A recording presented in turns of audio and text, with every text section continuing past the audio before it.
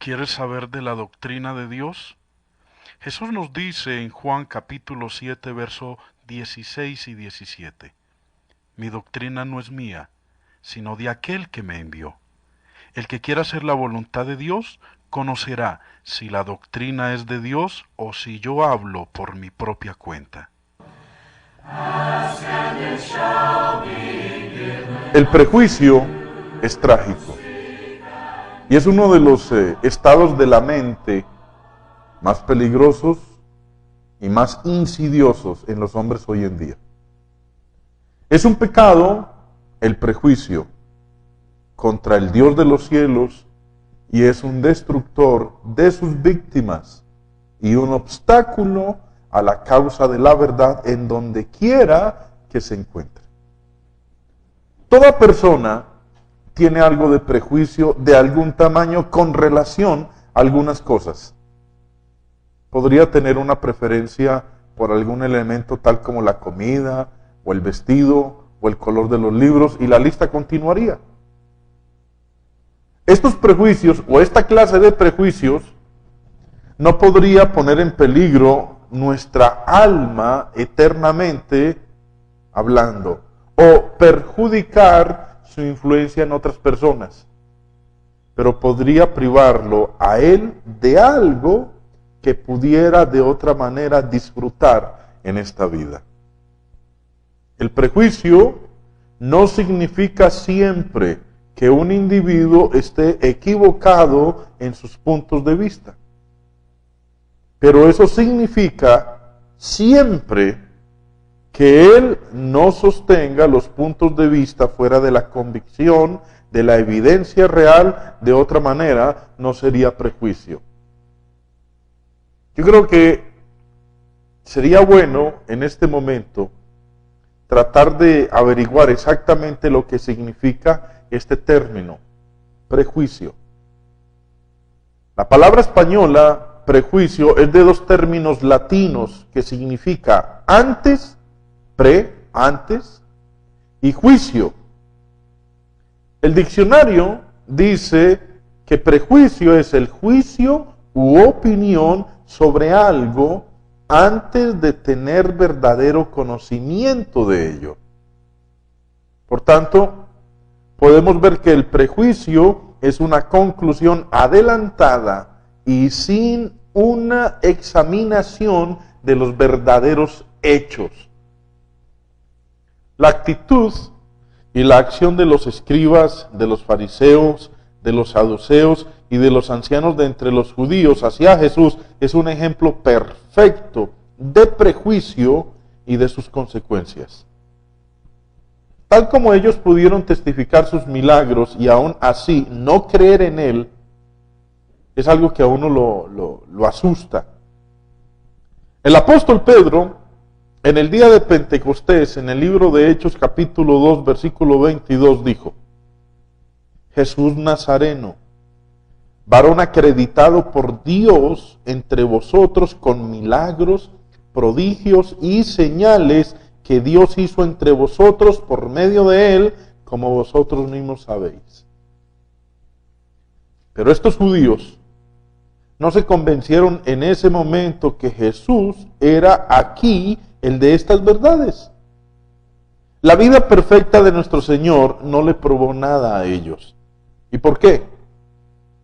En efecto, en una ocasión el Señor Jesús le preguntó a los judíos en Juan capítulo 8, versículo 46, ¿quién me redarguye de pecado?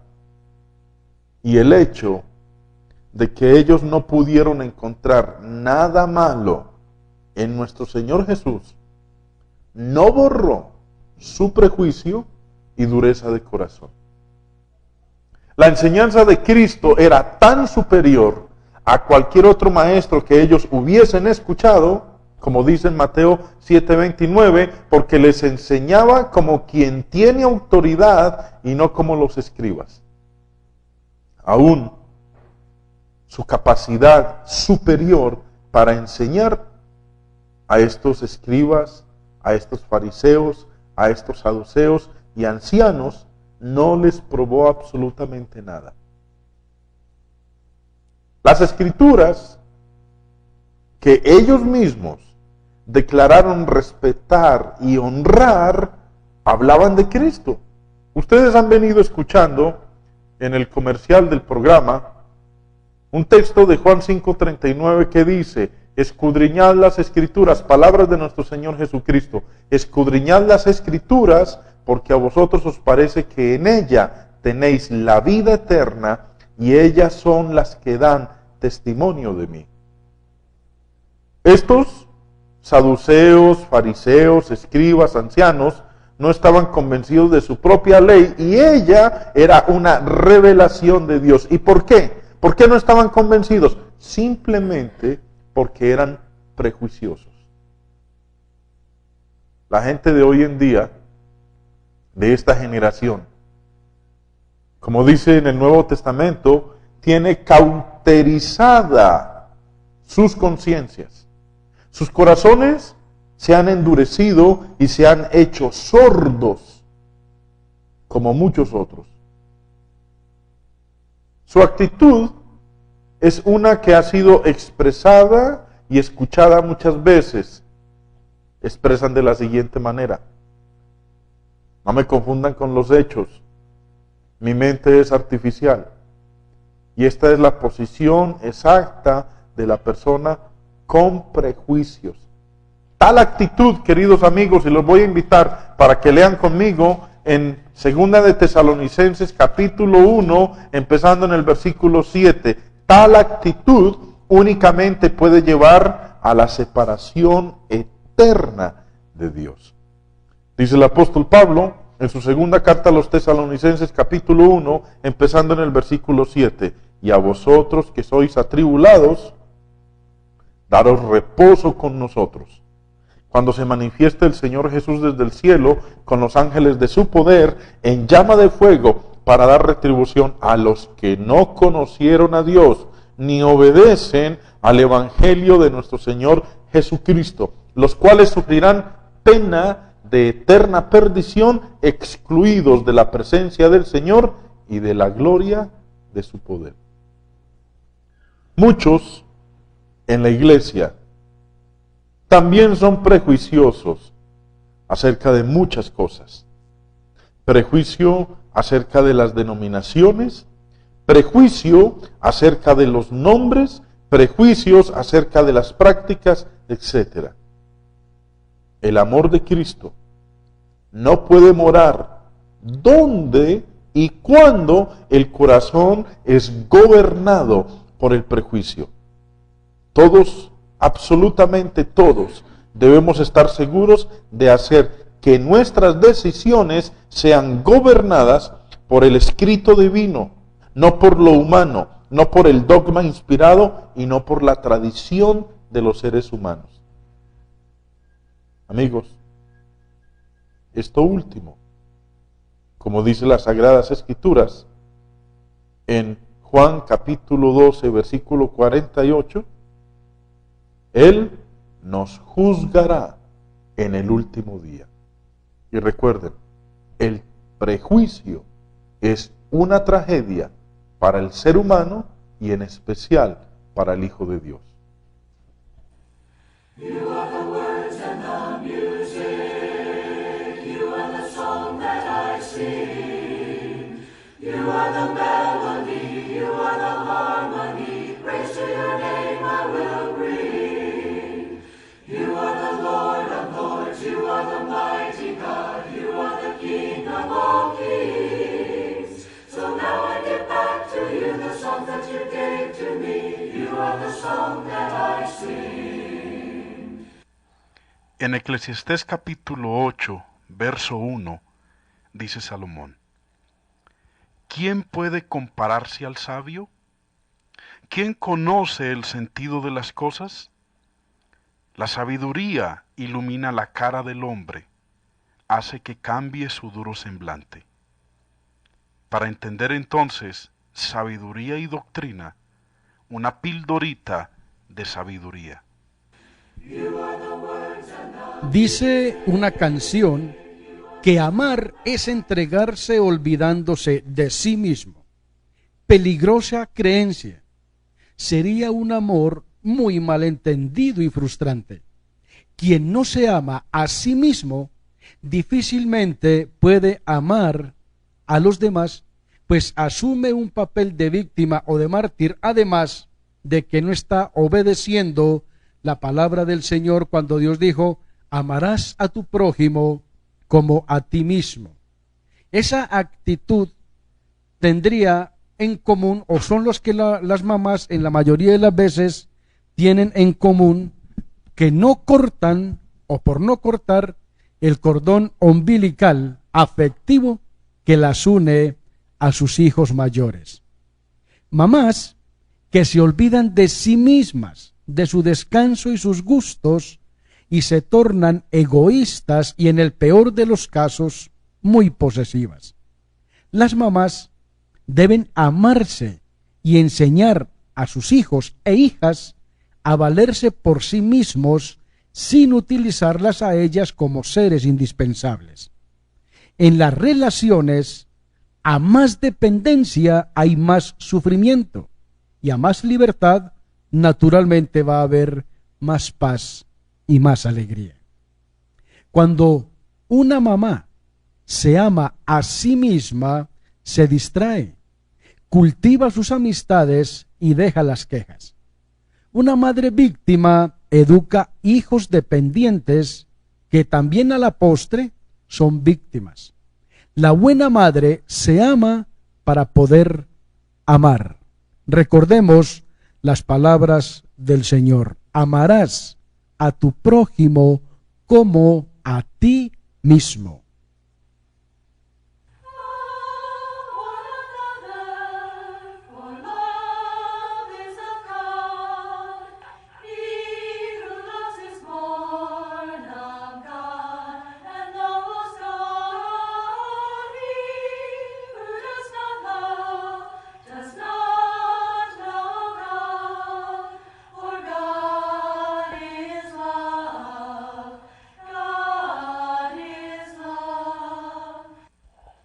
¿Estás preparado para presentar defensa de la verdad y esperanza que hay en ti? Dios nos aconseja a estar siempre preparados para presentar defensa con mansedumbre y reverencia ante todo el que os demande razón de la esperanza que hay en vosotros. Primera de Pedro, capítulo 3, verso 15. ¿Tienes preguntas? ¿Tienes inquietudes? ¿No entiendes lo que lees en la Biblia? Llámanos o escríbenos y con mucho gusto le daremos una respuesta bíblica a sus interrogantes. A continuación, el hermano Jaime responde. Hermano Jaime, basándonos en la promesa que usted hizo el viernes pasado, de que desarrollaríamos la pregunta de cómo probar los espíritus, por favor, acláreme, ¿cómo se prueban los espíritus? Y es que la Biblia habla de probar los espíritus. Pues usted la semana pasada, el lunes, habló de ello. Y el viernes le hice la pregunta y usted me dijo que sí. Creo que es por ahí en Primera de Juan. ¿Cree que es por ahí en Primera Sí, de Juan? Vamos a leerlo. Primera de Juan, capítulo 4, dice, versículo 1. Amados, no creáis a todo espíritu, sino probad los espíritus si son de Dios, porque muchos falsos profetas han salido por el mundo. Y como dice aquí en la parte final del verso, no solo en ese entonces, sino también hoy en día, han salido muchos falsos profetas por el mundo. Personas que dicen proclamar la palabra de Dios, personas que dicen que lo que ellos predican es de Dios, pero Dios nos ha dado a nosotros las herramientas para que podamos colar esta situación. Dice, empezando en el verso, no creáis a todo espíritu. Es más, muchos de los que nos están oyendo no tienen que creer lo que nosotros estamos diciendo, porque nosotros somos espíritus. Ah, perdón, cuando está hablando de espíritu, no es que esté hablando de revelaciones por allá cuando uno está durmiendo o orando. No, señor, está hablando de personas. Por eso dice falsos profetas han salido por el mundo. No le crean, no le crean al hermano Jaime, no le crean al hermano Hugo, sino que más bien ¿qué? A la palabra. No, como sigue diciendo Los el prueben, texto, los prueben. los prueben. Probad los espíritus si son de Dios. Mire, todos ustedes, nuestros queridos oyentes, tienen el derecho y la aprobación de parte de Dios. Y es más, es una exigencia que ustedes tienen que probar a aquellos que están predicando. O sea, eso es como un mandamiento. Pues. Eso es un mandamiento. ¿Por qué? Porque muchos falsos profetas han salido por el mundo. Ahora, Jesús mismo dijo, si un ciego guía a otro ciego, Ambos caen en el hueco. ambos van para el hueco. Entonces, si usted no probó a aquel que le predicaba, si lo que él enseñaba era de Dios, usted en el día del juicio final no le puede echar la culpa a él. O sea, el caso no es que meramente cuando a mí el líder me diga, es que ese es de Satanás y yo le creo a mi líder, no voy a probar si es sí o no. Voy a probarlo. ¿Y cómo lo hago? Bueno, eso es lo que vamos a mirar enseguida. Un caso interesante, vamos a mirar dos si el tiempo nos lo permite, pero el primero, mire. En el libro del Apocalipsis, en el capítulo 2, el apóstol Juan, cuando le escribe a la iglesia en Éfeso, les dice de la siguiente manera. Apocalipsis capítulo 2, empezando en el versículo 1, escribe al ángel de la iglesia en Éfeso, el que tiene las 7 estrellas en su diestra, el que anda en medio de los 7 candeleros de oro, dice esto: yo conozco tus obras, y tu arduo trabajo y paciencia, y que no puedes soportar a los malos, y has probado, póngale cuidado a lo que dice hermano Hugo, y has probado a los que se dicen ser apóstoles, y no lo son, y los has hallado mentirosos. ¿Qué hizo la iglesia en Éfeso? Probó a los apóstoles. A esos que se decían Apóstoles. ser apóstoles. ¿Y los encontró cómo? Falsos, mentirosos. Mentirosos. Lo mismo hoy en día. Que alguien venga diciendo que es un proclamador de la palabra de Dios, que lo que predica es de Dios. Bueno, vamos a probarlo. Y tenga la plena seguridad, hermano Hugo, que si lo hacemos, como Dios lo enseña en su palabra, nosotros podemos aclarar una cantidad de cosas. Si son de Dios o no son de Dios. Es decir, si no tragamos entero. Exactamente. Porque la persona viene de corbata y habla muy bonito. A muchos les gusta eso, ven la apariencia. Y Dios, algo que nos ha enseñado a nosotros es a no mirarnos por la apariencia, sino el árbol se conoce por qué. Según el fruto. Según el fruto, no por la pinta. Hay árboles que son muy feos, Sí. pero la calidad del árbol se conoce es por el fruto. Lo mismo es hoy en día con aquellos que se declaren ser proclamadores de la palabra de Dios. Aquí con la iglesia en Éfeso dice que ellos probaron a los que se decían ser apóstoles y no lo eran. ¿Y los encontró cómo? Mentirosos. Ahora, ¿cómo se prueba un apóstol? ¿O cómo se probaba un apóstol en esa época? Hoy en día hay que hacer lo mismo, porque hoy en día estamos encontrando personas que dicen que son apóstoles. Sí. Sí, no es que yo soy apóstol. Sí, sí. O hay grupos religiosos en nuestra comunidad que tienen su Apóstol. apóstol o sus apóstoles. Bueno, la Biblia dice que hay que probarlos.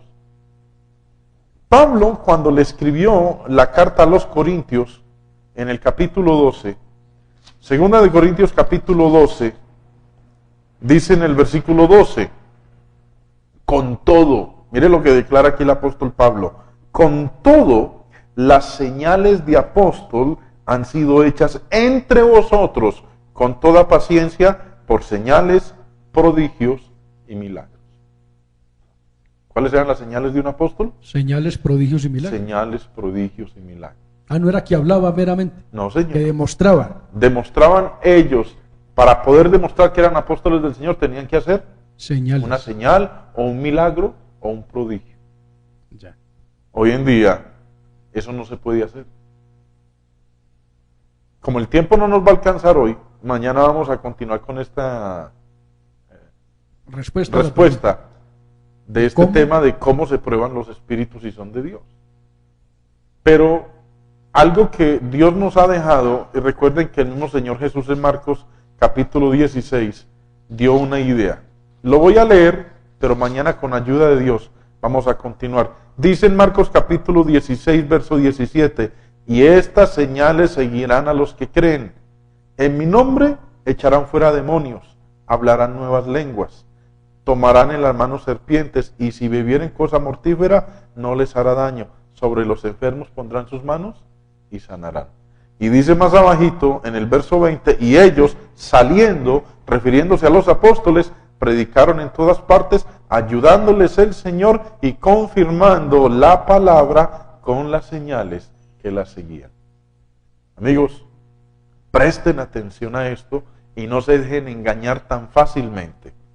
Prueben los espíritus, pruébennos a nosotros si realmente somos predicadores de la palabra de Dios o somos falsos maestros. Les habló Hugo Hernán López. y Jaime Restrepo, evangelistas de la Iglesia de Cristo. Dios les bendiga.